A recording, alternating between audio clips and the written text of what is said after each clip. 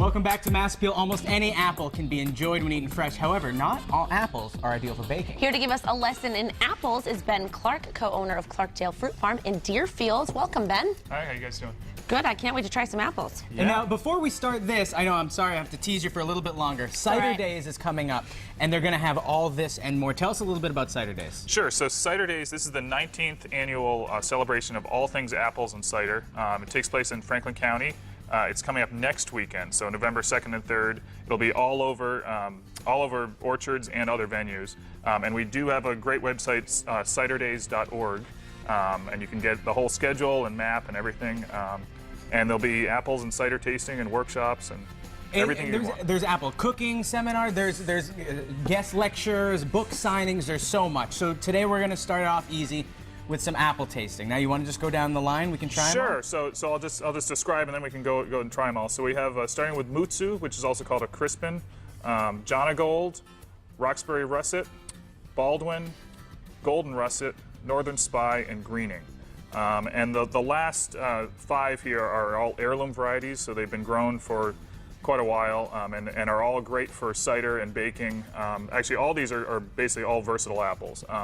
I didn't bring the traditional Macintosh and Empire, things that everybody can get normally. I wanted to, you guys can try some things that are a little different that you might not find in a normal grocery store. Yeah, that's great. What apple is what just by looking at it? Yes. Can you pick them out of a lineup? Yes, I can. Impressive, because to me, I go a green apple and a red apple. That's pretty much the height of my knowledge. But this is just a small sampling. I mean, there are thousands of grown varieties, and commercially grown, there's probably maybe 100 that are really commercially grown. But apples, I mean, that's the amazing thing with apples is you can have really anything come from a seed.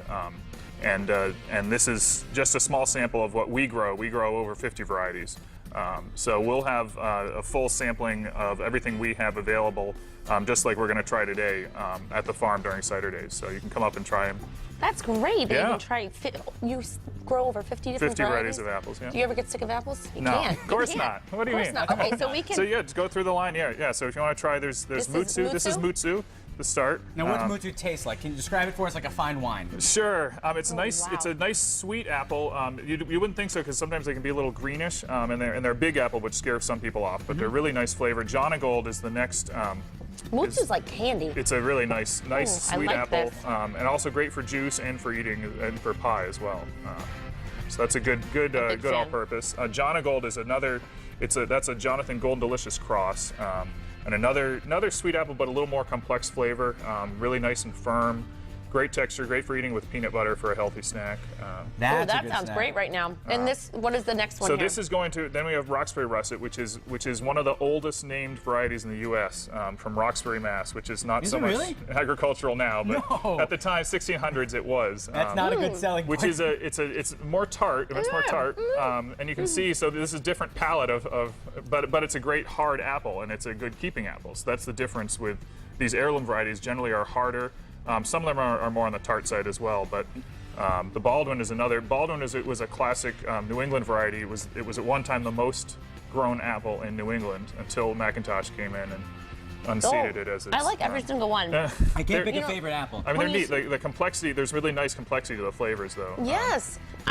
I could taste apples all day. Yeah. Unfortunately, we're out of time, Ben, but Cider Days, people can go, not this weekend, next weekend. Exactly. And try some apples. Yes. But stay tuned because we're going to have a lot more fun with apples all throughout the show ahead on Mass Appeal. We're doing this, but we're going to saunter on over this way. We're going to take your bottle with us because there's hard cider. Peter. That's everyone's favorite, but there's also the traditional, the good old-fashioned sweet cider. We're going to do a little cider tasting once again with Ben Clark. Ben, let's taste away. All right, so we got a couple of ciders. We have our cider here from Clarkdale. We also have Pine Hill cider, and then probably to finish it off, you have the hard cider. Hard cider. So that's a nice way to end the day. And this is about 8%. So this is kind of in between a beer and a glass of wine in terms of how much alcohol's in it. So it's not a ton of alcohol. Right.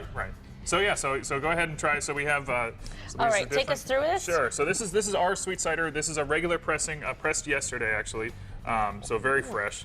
And this is about half Macintosh, and there's a mix of Gala, Macallan, Empire, Mutsu. So we do a whole range of small batch cider. It's pretty tasty. So good. Yeah. Am I supposed to be? I know. Is there like a way? Am I supposed to like? No, am I a connoisseur? Should I? For sweet cider, it's you drink it however you drink. So there's sweet cider. Is there dry cider? So dry. Well, this is traditionally called. I mean, we call it apple cider.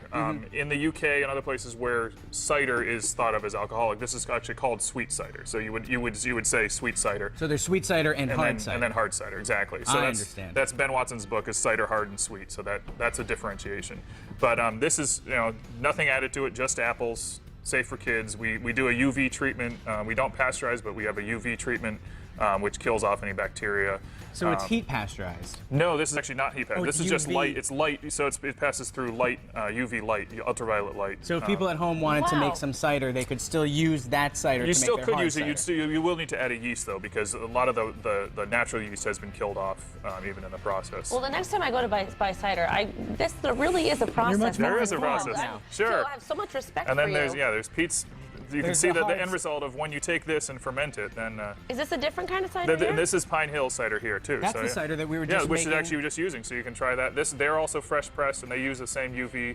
It'll probably be a little different little batch different. of apples, but You can, yeah, that's That's so different than that in your Exactly. cider. And now I can taste the differences between all Yeah. of them. And then, shall we, Ashley? And then we toast then you The should hard toast cider? it. to Cider Days, November 2nd and 3rd. Everybody, Cheers. come on Franklin down. County. Please Thanks see- so much, Ben. Hey, head Thank on you. Mass Appeal.